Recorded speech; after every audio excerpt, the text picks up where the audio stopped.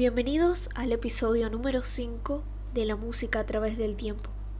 En esta oportunidad hablaremos de la polca paraguaya. La polca paraguaya es un género de música popular de carácter vocal o instrumental. Previo a este género, en el periodo anterior a la independencia del Paraguay, los estilos más practicados a comienzos del siglo XIX eran los ritmos de origen jesuítico y español. La fecha de origen de la polca paraguaya es inexacta, pero se sabe que el 27 de noviembre de 1858, el periódico El Paraguayo Independiente cita en sus páginas que el pueblo paraguayo bailó por primera vez su polca. Con el paso del tiempo, la polca paraguaya adquirió su propia identidad, combinando ritmos ternarios, binarios y síncopas. Normalmente son ejecutadas por el arpa y la guitarra, pero a veces son interpretadas por bandas u orquestas sinfónicas. En esta ocasión entrevistaremos a Vanessa Utz. Ella es educadora musical, gestora cultural, licenciada en psicología clínica, posgraduada en educación superior y didáctica. Ella desarrolla desde las pedagogías activas un trabajo de docencia integrando la música y las dinámicas grupales como eje transversal de su labor en dirección coral y abordaje de grupos terapéuticos.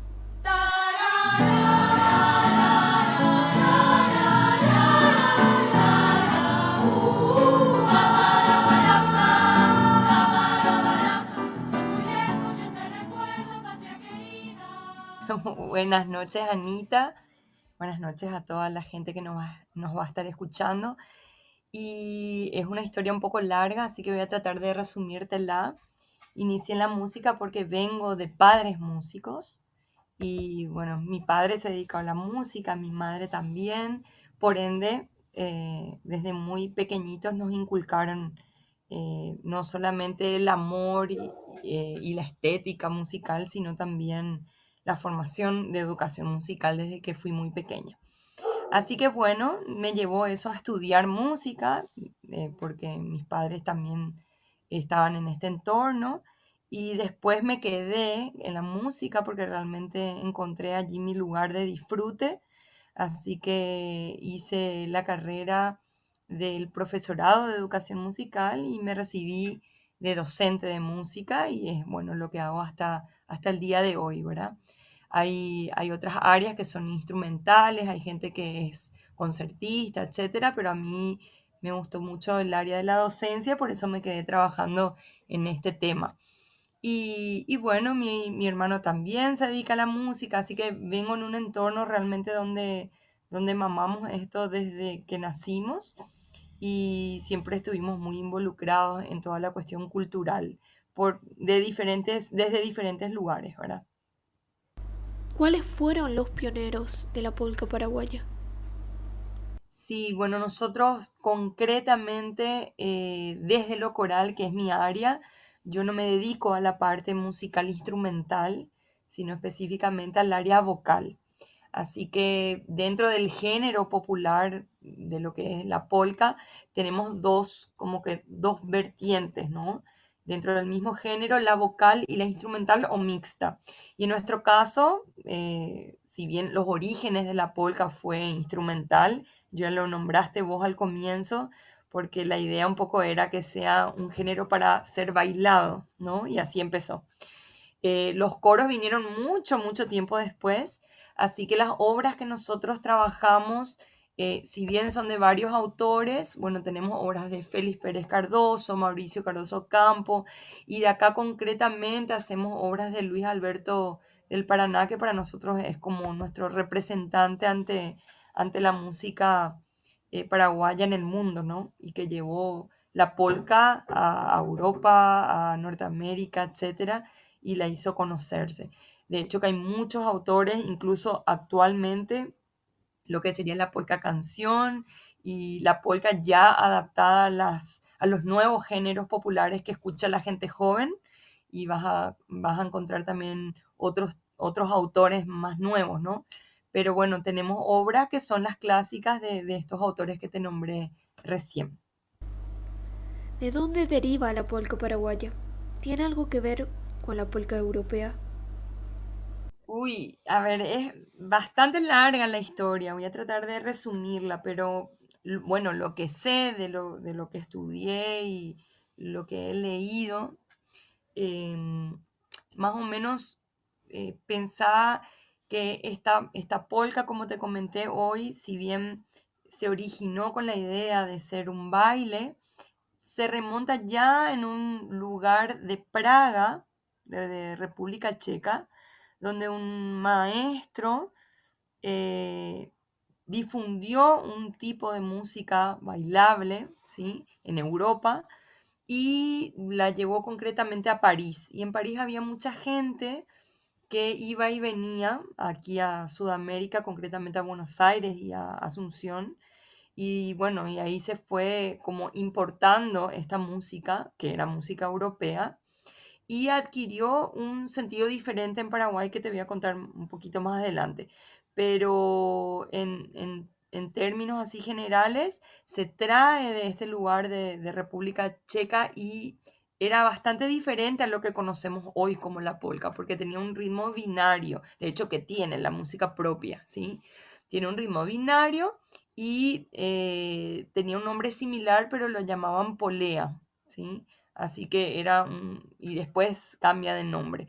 Y bueno, y cuando viene acá, se puede conocer también en República Checa como el nombre de pulka, creo, si no me equivoco, que significa medio paso o sobrepaso, que era el tipo de paso que hacían al bailar, ¿sí?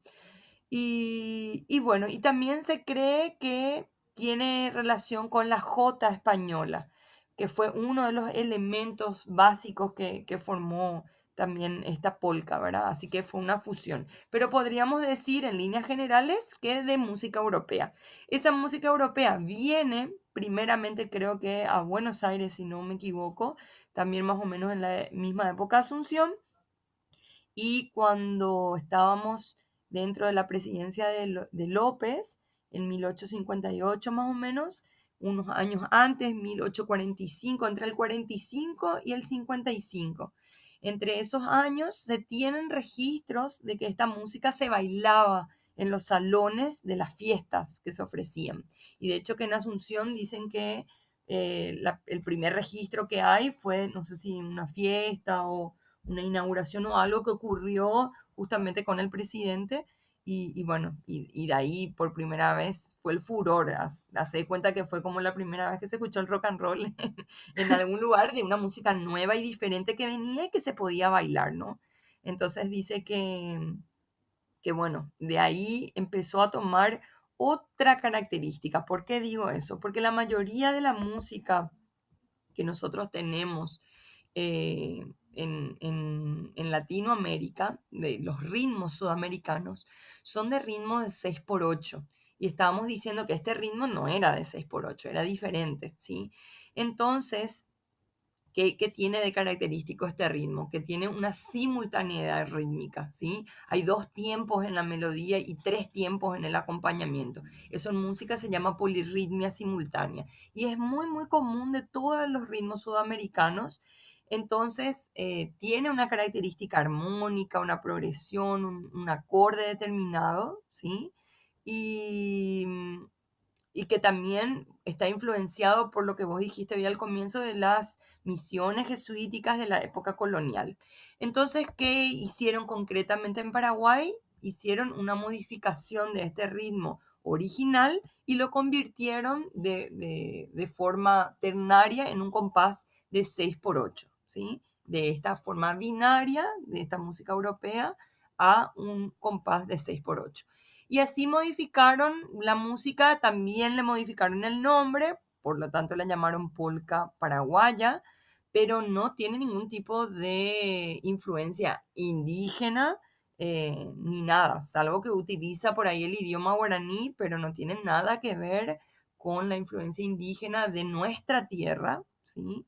Y tampoco con los inmigrantes en cuanto a la raza negra o a otras corrientes migratorias de gran presencia acá en Paraguay, ¿verdad? Así que podríamos decir que es una música europea que se readaptó y no quisiera meterme por ahí tanto en este tema porque no es mi área, pero cuando hablamos de música propia de nuestra tierra, yo más que hablar de la polca en otros países o en otros lugares a donde he ido, hablo de la música indígena, porque esa es nuestra música, propiamente. Lo otro estamos hablando que ya es una adaptación cultural y bueno, y es una muestra cultural también de que muchas expresiones se van convirtiendo a lo largo de la historia y se van adaptando de acuerdo al tiempo, ¿no?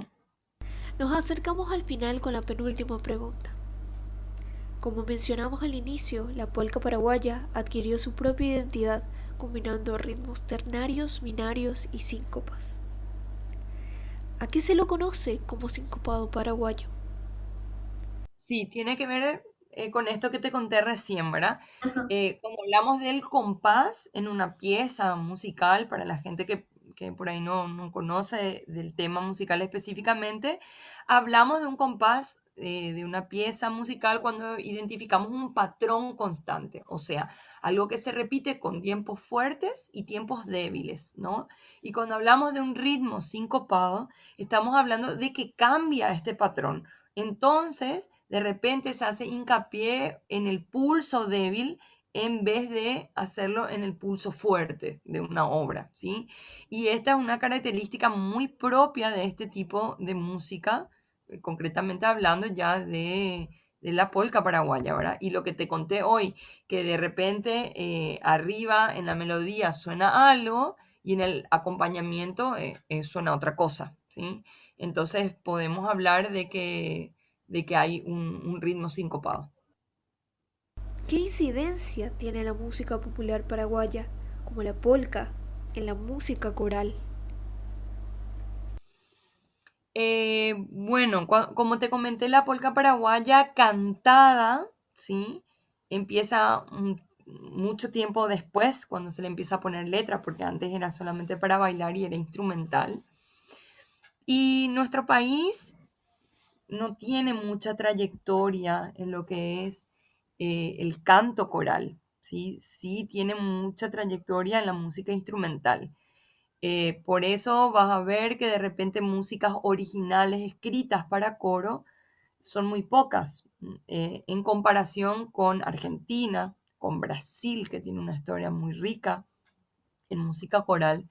Entonces, bueno, tenemos una realidad acá que muchas cosas, muchas obras que son instrumentales, nosotros las hemos, o vocales, pero vocales para una persona que la cante, tuvimos que transcribirlas y dárselas a un arreglador coral para que haga una adaptación coral. Entonces no es que hay música, mucha música original escrita para coro. Hay música orquestal, hay música instrumental o hay música vocal para una sola voz y eso se tuvo que adaptar a un coro para que el coro lo pueda cantar. A diferencia de los otros países que sí hay gente que escribió específicamente para coros, o sea, hizo una obra que es coral y que no existe una versión instrumental y no existe una versión vocal sola, ¿verdad? Entonces, en relación a eso, nuestra realidad actual es que muchas de las obras que se cantan coralmente han sido encargos de arreglos de música que no es originalmente, no son polcas para la música coral, ¿verdad? Y cómo ha influenciado, y obviamente que uno dentro del ámbito coral siempre quiere mostrar lo propio. Entonces, desde el momento que un coro va a otro lugar, tiene que llevar su cultura, mostrar su música, y como la polca está muy caracterizada, yo te comenté al inicio, por la cuestión de la danza, es como algo inseparable, ¿sí? Y sí o sí, la danza acompaña a la música coral y viceversa.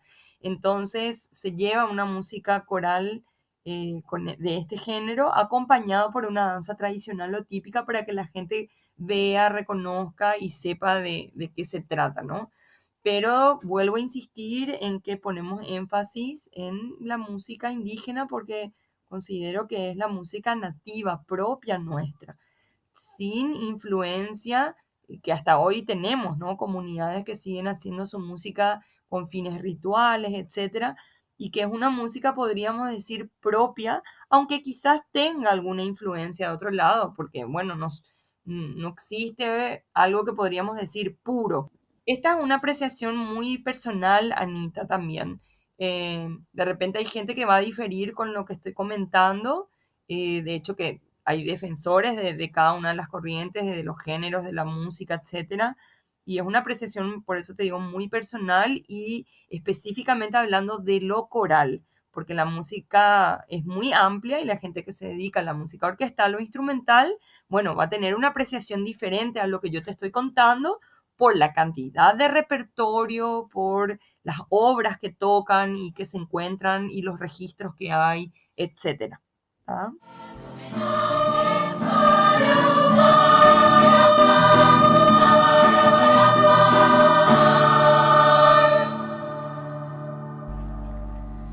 Y con esto damos por concluido el quinto episodio de la serie de 5 episodios del podcast La música a través del tiempo.